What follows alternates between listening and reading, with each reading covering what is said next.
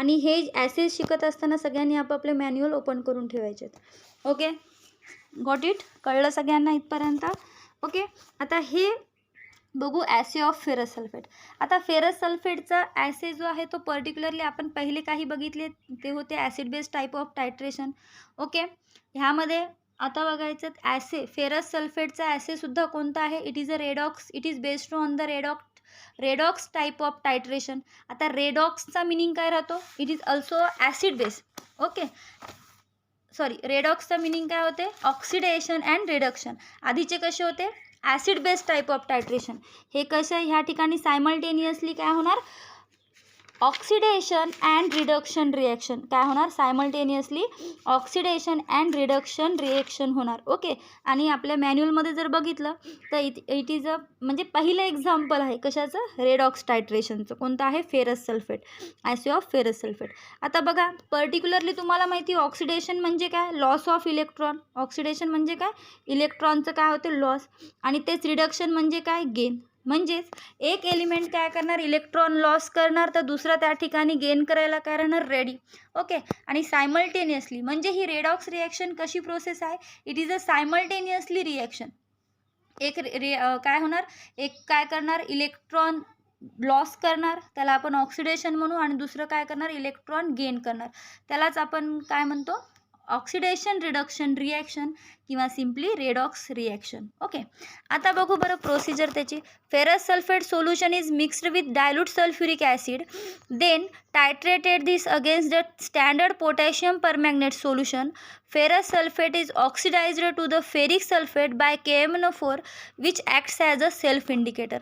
म्हणजे ह्या ठिकाणी काय? Ferrous sulphate solution is mixed with the dilute sulphuric acid.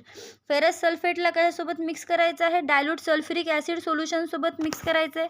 नंतर त्याला कशाच्या अगेन्स्ट टायट्रेशन करायचं आहे? आपल्याला पोटॅशियम परमॅग्नेटच्या अगेन्स्ट. पोटॅशियम परमॅग्नेटच्या अगेन्स्ट काय करायचं आहे मला सांगा बरं? कारण की त्या ठिकाणी पोटॅशियम परमॅग्नेट काय करणार? त्याचं ऑक्सिडेशन करणार. फेरसचं कन्वर्जन कशामध्ये करणार? फेरिकमध्ये. लक्षात ठेवा, फेरसचं कन्वर्जन कशामध्ये करणार? फेरिकमध्ये करणार by KMnO4 which acts as a self indicator. आणि त्या ठिकाणी तो काय म्हणून ॲक्ट करणार? ॲज अ सेल्फ इंडिकेटर म्हणून ॲक्ट होणार. आणि त्यालाच आपण सेल्फ इंडिकेटर म्हणून त्याचा एंड पॉईंट काय आहे? आधी कलर कसा राहणार त्या सोल्युशनचा? कलरलेस. कारण की त्या ठिकाणी काय प्रेझेंट आहे?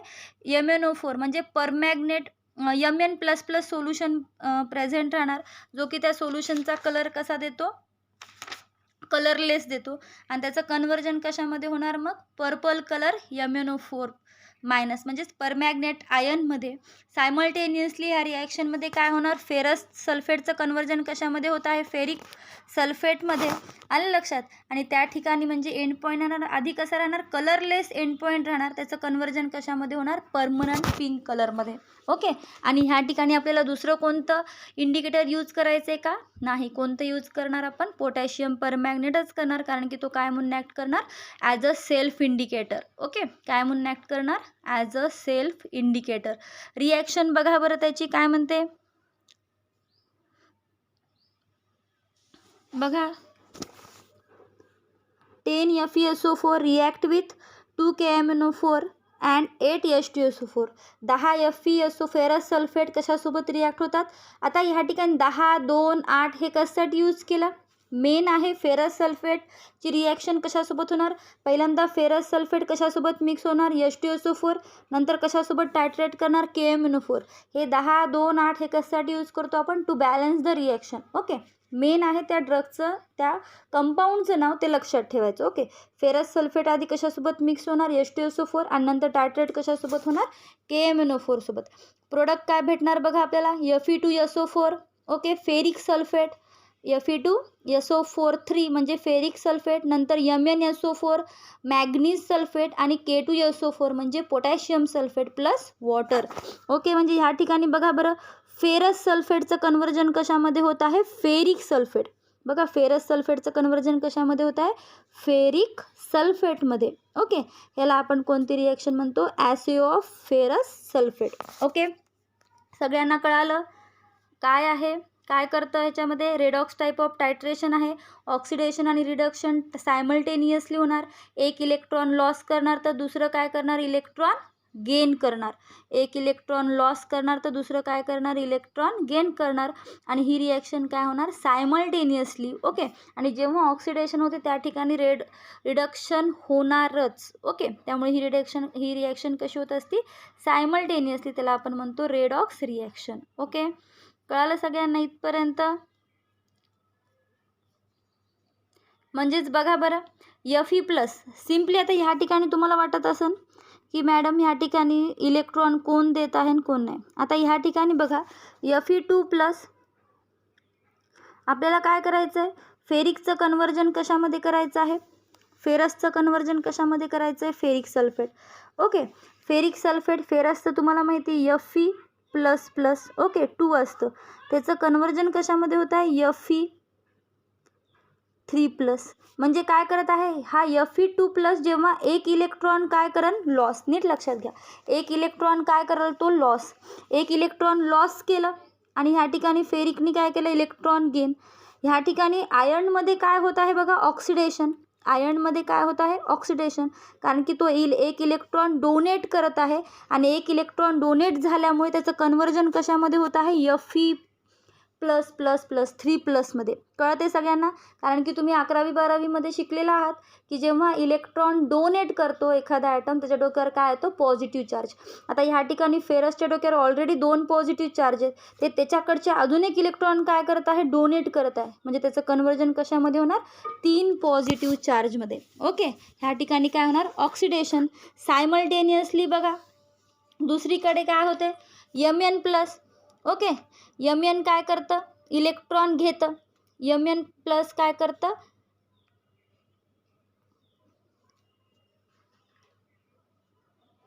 MnO4 काय करतं, इलेक्ट्रॉन घेतो आणि MnO4चं कन्वर्जन कशामध्ये होते, Mn++ आयन्समध्ये. ओके. जे की आपल्याला तुम्हाला मॅन्युअलमध्ये दिसतच असेल ती reaction.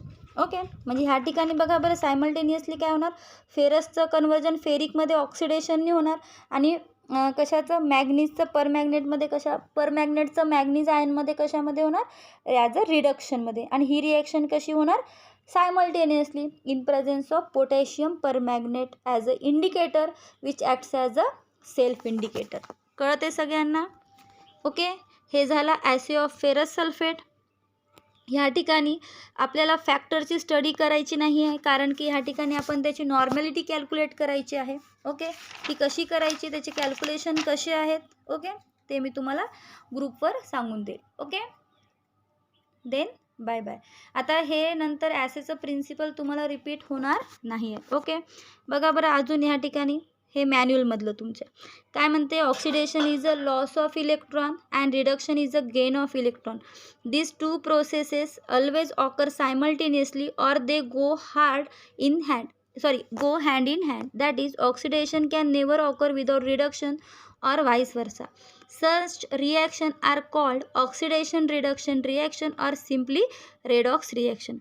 When potassium permanganate is used as an oxidizing agent in the titration, it is known as permanganate titration. काय म्हणते, जेव्हा पोटॅशियम परमॅग्नेट काय करते, ऑक्सिडायझिंग एजंट काय करत असतात, नेहमी रिडक्शन घडवून आणतात. ओके. तुम्ही 10वीपर्यंत बघितलेलं आहे, ऑक्सिडायझिंग एजंट काय करतात, रिडक्शन घडवून आणतात. किंवा आपला अँटीऑक्सिडंट चॅप्टरमध्ये तुम्हाला मी सांगितलेले आहे मेकॅनिझम कशी असते. ओके. तर त्या ठिकाणी काय होणार, ऑक्सिडायझिंग एजंट काय करणार, रिडक्शन. म्हणजे पोटॅशियम परमॅग्नेटसुद्धा काय करणार, reduction. This titration is mainly conducted in the acidic media.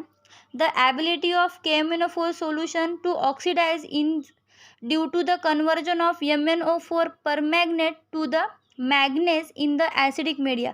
बघा रिॲक्शन कशी होते, परमॅग्नेटचं कन्वर्जन कशामध्ये होते, मॅग्नीज आयनमध्ये. Solution containing MnO4 minus ion is purple in color and solution of salt containing Mn plus ion are colorless. Therefore, a permanganate solution is decolorizes when added to the solution of reducing agent. The moment there is an excess KMnO4, the solution become purple. Thus, the permanganate ion can act as a self-indicator, especially in the acidic condition. बघा काय म्हणते, ही जे परमॅग्नेट solution decolourise होते केव्हा, जेव्हा त्याच्यामध्ये आपण reducing agent add करू. ओके. पण जेव्हा KMnO4 एक्सेस होईल, म्हणजे ह्या ठिकाणी Mn4चं कन्वर्जन मॅग्नीजमध्ये होणार, पर्पलचं कन्वर्जन कलरलेसमध्ये होणार completely. Okay, drop by drop त्या ठिकाणी ब्युरेटमध्ये आपलं काय राहणार, ब्युरेटमध्ये काय वापरणार आपण, पोटॅशियम परमॅग्नेट, ज्याचा कलर पर्पल असणार आणि कोनिकल फ्लास्कमध्ये आपलं कलरलेस. ड्रॉप बाय ड्रॉप जेव्हा पडेल तेव्हा काय होणार, ॲक्च्युली जेव्हा ड्रॉप बाय ड्रॉप पडेल तेव्हा पर्पल कलर जे त्याचा कलर आहे पोटॅशियम परमॅग्नेटचा, ते ड्रॉप बाय ड्रॉप पडल्यामुळे त्या सोल्युशनमध्ये त्याची रिॲक्शन होणार. प्रत्येक MnO4चं कन्वर्जन कशामध्ये होणार, Mn2+मध्ये. त्या ठिकाणी काय होणार, त्याचं रिडक्शन. MnO4 एक ड्रॉप पडला, MnO4चं कन्वर्जन परत कशामध्ये होणार, Mn++मध्ये. आणि परत ते Mn++चा कलर कसा राहणार, कलरलेस. त्यामुळे ते कलर कसा दिसणार आपल्याला, कलरलेस.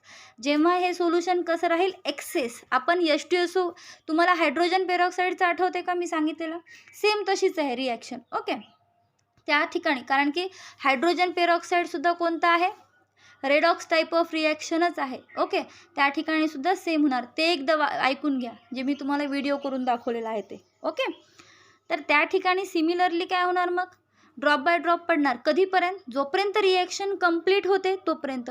नंतर जर एक जरी KMnO4चा रिॲक्शन आता कंप्लीट झाल्यानंतर, Mn आयन संपल्यानंतर त्या ठिकाणी काय होणार बघा, मग एक जर एक्सेस जरी त्या ठिकाणी पर्पल कलरचा ड्रॉप पडला, म्हणजे पोटॅशियम परमॅग्नेटचा ड्रॉप पडला, तर त्या ठिकाणी ते पूर्ण सोल्युशन कसं होणार आहे, पर्पल कलर.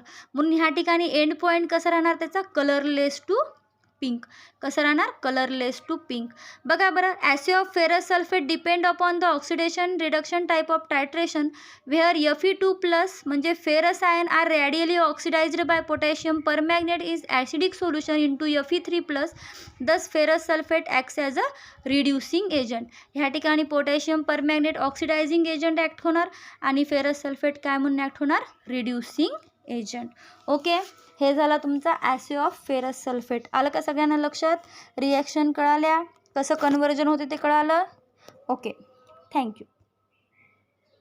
आपण फेरस सल्फेटचं प्रिन्सिपल बघितलेलं आहे, बरोबर आहे की त्यामध्ये काय होते, it is a redox type of टायट्रेशन.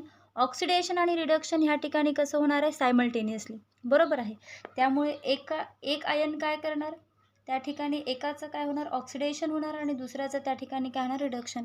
म्हणजे पर्टिक्युलरली मला सांगा बरं, कोणाचं ऑक्सिडेशन होईल, त्या ठिकाणी फेरिक आयनचं कन्वर्जन कशामध्ये फेरस आयनचं कन्वर्जन कशामध्ये होणार, फेरिकमध्ये. म्हणजे फेरस सल्फेटचं त्या ठिकाणी ऑक्सिडेशन होणार आणि KMnO4चं काय होणार, रिडक्शन. जो की KMnO4 कशामध्ये प्रेझेंट आहे, आपल्या ब्युरेटमध्ये. ओके, कोनिकल फ्लास्कमध्ये काय काय प्रेझेंट असणार बघा, स्टँडर्डायझेशनमध्ये 10 ml oxalic acid, 20 ml dilute sulphuric acid present आहे. त्याची टायट्रेशन कशाच्या अगेन्स्ट करणार आपण, पोटॅशियम परमॅग्नेटच्या against. Okay, potassium permanganate oxidising agent म्हणून ॲक्ट होणार, म्हणजे स्वतःचं काय करणार, रिडक्शन. त्या ठिकाणी KMnO परमॅग्नेट आयनचं कन्वर्जन कशामध्ये होणार, Mn++मध्ये. ओके, MnO4चं कन्वर्जन कशामध्ये होणार, Mn++मध्ये. ओके, आता ह्या मॅग्नीज आयन तुम्हाला माहिती हा कसा असतो, कलरलेस, आणि ह्याचा असतो पर्पल कलर. ओके, कोणता कलर असतो, पर्पल कलर. मग मला सांगा बरं, त्या ठिकाणी ड्रॉप बाय ड्रॉप, आता हे तर तुम्हाला माहिती कशामध्ये प्रेझेंट आहे, ब्युरेटमध्ये. Okay, permanganate ion. Drop by drop titration होणार, कोनिकल फ्लास्कमध्ये ऑक्झॅलिक ॲसिड आणि डायल्यूट सल्फ्युरिक ॲसिड होणार. जेव्हा ते परमॅग्नेट आयन त्या ठिकाणी त्या कोनिकल फ्लास्कमध्ये ड्रॉप होईल, त्या ठिकाणी काय होणार, मग त्या परमॅग्नेटचं कन्वर्जन कशामध्ये होणार, Mn++मध्ये, म्हणजेच मॅग्नीज आयनमध्ये. आणि काय तयार होणार, कलरलेस. ओके, एका पर्टिक्युलर पिरियडपर्यंत, जोपर्यंत रिॲक्शन कंप्लीट होत नाही तोपर्यंत तो सोल्युशन कसं राहणार, कलरलेस. Okay, conical फ्लास्कमधलं. पण जेव्हा ही रिॲक्शन कंप्लीट टोटल प्रेझेंट असलेलं, ठीक आहे, त्या ठिकाणी ऑक्झॅलिक ॲसिड आणि सल्फ्युरिक ॲसिड जेव्हा परमॅग्नेट आयनसोबत रिॲक्ट होणार, कारण की तुम्हाला माहिती सल्फ्युरिक ॲसिडचा रोल काय आहे, Mn4चं कन्वर्जन कशामध्ये करणार, Mn++मध्ये, बरोबर आहे. मग त्याचबरोबर काय होणार, जोपर्यंत हे रिॲक्शन सल्फ्युरिक ॲसिड जोपर्यंत MnO4चं कन्वर्जन Mn++मध्ये करते तोपर्यंत ते सोल्युशन कसं राहणार, कोनिकल फ्लास्कमधलं, कलरलेस. पण जेव्हा त्या ठिकाणी MnO4 एक्सेस पडेल. ठीक आहे, रिॲक्शन कंप्लीट झाली. परत ड्रॉप बाय ड्रॉप रिॲक्शन कशी राहणार, सुरूच राहणार. तेव्हा त्याचं कन्व्हर्जन गेल्यानंतर ठीक आहे, ते ड्रॉप त्या कोनिकल फ्लास्कमध्ये पडल्यानंतर मग त्या सोल्युशनला कोणता कलर येईल, पिंक कलर. म्हणून याचा एंड पॉईंट काय आहे, कलरलेस टू लाईट पिंक. आता आपण बघू प्रोसिजर कशी आहे. बघा procedure, take 10 ml of 0.1 normal oxalic acid solution in a conical flask. स्टँडर्डायझेशनसाठी काय करायचं, कोनिकल फ्लास्कमध्ये 10 ml 0.1 नॉर्मल ऑक्झॅलिक सोल्युशन घ्यायचं. त्यात काय टाकायचं, 10 ml डायल्यूट सल्फ्युरिक ॲसिड. नंतर त्याला 70 डिग्री सेल्सिअसपर्यंत हीट करायचं आणि हीट केल्यानंतर त्याला काय करायचं, पोटॅशियम परमॅग्नेटच्या अगेन्स्ट टायट्रेशन करायचं. ओके, म्हणजे बघा बरं, कोनिकल फ्लास्कमध्ये काय राहणार, 10 ml oxalic acid, 20 ml dilute sulphuric acid. ब्युरेटमध्ये काय राहणार, पोटॅशियम परमॅग्नेट. इंडिकेटर तुम्हाला माहिती, पोटॅशियम परमॅग्नेटचा पर्पल कलर असते, व्हॉलेट पर्पल कलर, त्यामुळे तो सेल्फ इंडिकेटर म्हणून यूज होणार. आणि आपल्याला एंड पॉईंट काय भेटणार, कलरलेस टू पिंक. ओके, ही झाली आपली प्रोसिजर. मग एवढं सगळं केल्यानंतर आपल्याला ज्या वेळेस आपल्या कलरलेस सोल्युशनला एखादा पर्टिक्युलर पिंक कलर येईल तेव्हा आपल्याला काय भेटेल, एंड पॉईंट. ओके, हे झालं स्टँडर्डायझेशन. सिमिलरली कशासोबत करायचं आपल्याला, ॲसेचं. ओके, आता ॲसेमध्ये काय होणार बघा बरं, weigh accurately 1 gram of sample घ्यायचं, त्याला which is dissolve in the 20 ml distil water in a conical flask. Conical फ्लास्कमध्ये काय करायचं आहे, 20 ml डिस्टिल वॉटर घ्यायचं. ओके, आणि त्याला त्यामध्ये डिझॉल्व करायचं. नंतर add 10 ml of dilute sulphuric acid, 10 ml dilute sulphuric acid. आणि परत त्याला अगेन्स्ट कशाचं टायट्रेट करायचं आहे, पोटॅशियम परमॅग्नेट. आता मला सांगा बरं, कोनिकल फ्लास्कमध्ये काय असणार, 1 gram ferrous sulphate, 20 ml distil water आणि 10 ml डायल्यूट सल्फ्युरिक ॲसिड.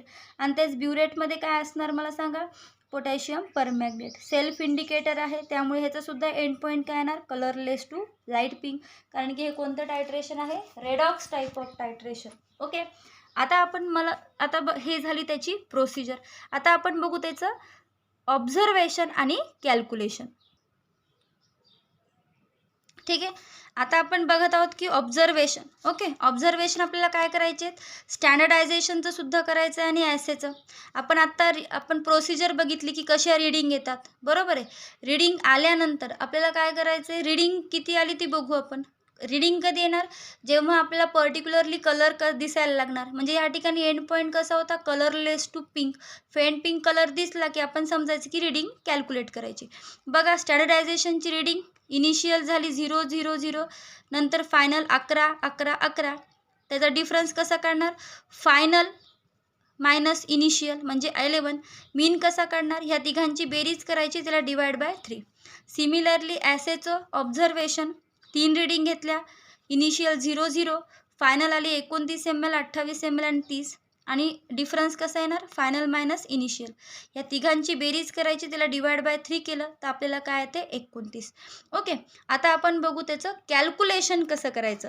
आता ह्यासाठी सगळ्यांनी ते आपापले मॅन्युअल ओपन करून ठेवा. ओके, मॅन्युअल ओपन करा आणि काय करायचं आहे तुम्हाला, हे कॅल्क्युलेशन काढायचे.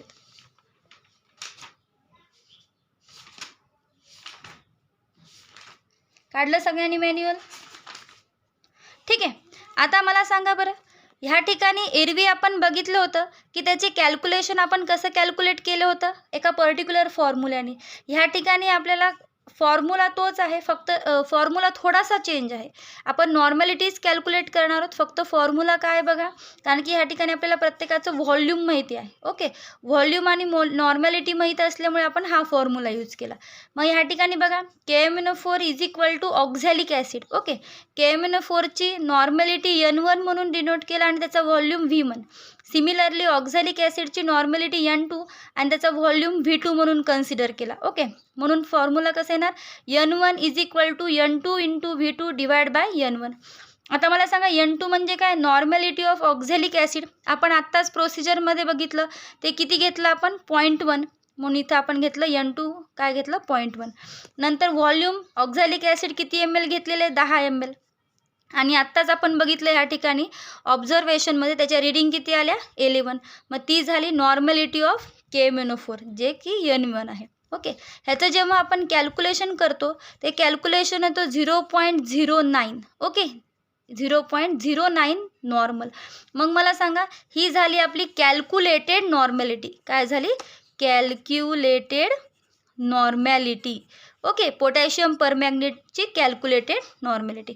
आता आपण बघू त्याची percentage purity. Okay, calculation of percentage purity म्हणजेच ॲसे.